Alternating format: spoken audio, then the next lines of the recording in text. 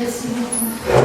On va donc continuer ce journal. On va quitter la partie élevage pour revenir sur une partie un peu plus végétale. Ces derniers temps, on entend beaucoup parler d'agroécologie, d'agroforesterie, de projets liés à l'arbre fourrager. On va donc regarder ensemble une petite rétrospective sur l'arbre aux multiples facettes et la façon dont l'arbre a été implanté et développé au niveau donc du lycée agricole. Différents aménagements ont été mis en place depuis le début de l'année 2020. Nous allons commencer cette rétrospective par le ruissellomètre. C'est un aménagement d'une parcelle qui a été mise en place en partenariat avec le BRGM pour observer l'érosion et le ruissellement sur des sols en pente avec des couverts végétaux plus ou moins importants. L'étude se fera avec des classes du lycée agricole qui mesureront les quantités d'eau et les quantités de terre contenues dans les poubelles que vous pouvez voir à l'image. D'autres aménagements ont été réalisés, notamment la plantation d'arbres fruitiers sur l'allée qui mène à la zone maraîchage. Valoriser les espaces et en améliorer l'entretien sont deux des objectifs de ces plantations. Le troisième réside dans la possibilité de récolter une diversité plus importante de fruits qui seront commercialisés au Banga des Délices. Ces plantations serviront de support pour les formations à la taille qui permettra de réguler le développement des différents arbres.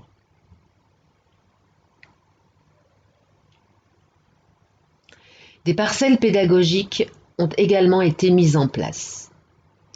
Bananiers et plantes de service en couverture du sol pour voir les effets bénéfiques selon les écartements, 3 ou 4 mètres, avec étude de rendement de ces différents systèmes.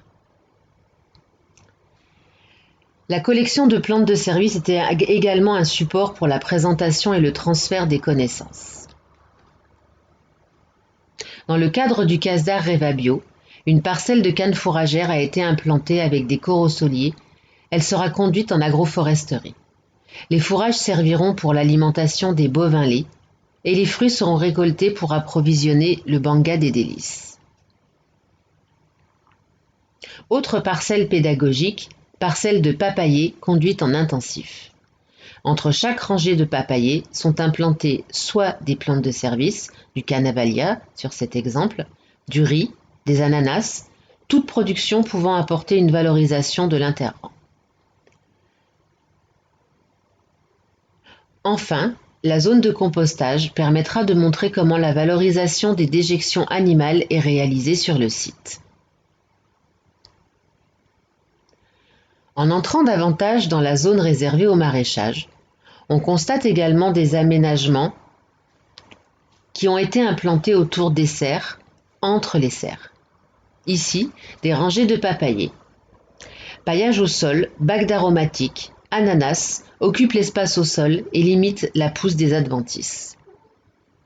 L'implantation des arbres le long des bâtiments permet de diminuer la température intérieure en bénéficiant de leur ombrage. Les bordures de parcelles accueillent des aménagements agroécologiques faits de haies multi-espèces, associant du moringa, des arbustes, du piment et des fleurs, favorisant la présence d'auxiliaires et de pollinisateurs. L'arbre implanté au sein d'une parcelle rend de multiples services. Ses racines explorent le sol et facilitent la pénétration de l'eau. Ses branches peuvent être coupées pour faire du BRF ou consommées par les animaux. Son ombrage peut accueillir le visiteur et maintient une certaine humidité au niveau de la parcelle. Il sera enfin source de revenus par la vente de sa production. Voilà donc pour ce reportage sur l'arbre et nous allons donc terminer ce journal Myriam et merci à vous tous de nous avoir suivis. La semaine prochaine nous reviendrons sur la culture de vanille en agroforesterie de sous-bois, le principe du banana circle et également le développement de vergers d'agrumes. Enfin, la reprise de la filière cacao sera l'un de nos sujets la semaine suivante. Est-ce que vous l'avez goûté, Myriam, le chocolat fait à Mayotte? Non, pas encore. Ah, écoutez, je vais vous en offrir. Bonne dégustation. Merci, au revoir à tous. Valérie. Au revoir, Heidi. Voilà, on a terminé. C'est une présentation un peu différente.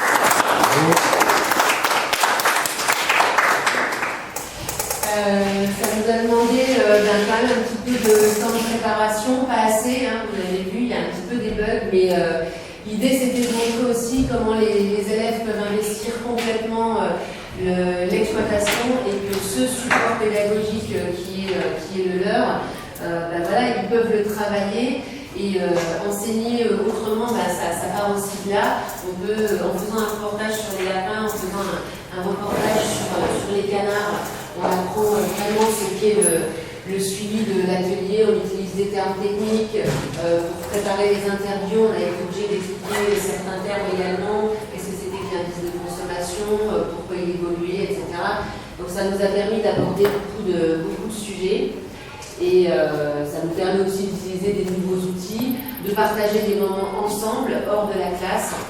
Et ça a été un moment très très agréable. Merci aux élèves de seconde pour leur investissement. Et puis à leur enseignante Géraldine qui nous a permis donc de les libérer et de les avoir régulièrement avec nous pour pouvoir faire cet entraînement. Voilà. Merci à tous et c'est mon dernier conseil d'exploitation. Plein de bonnes choses pour la suite, en espérant que ces projets-là seront poursuivis si toutefois on trouve qu'ils ont de l'intérêt. Voilà. Merci.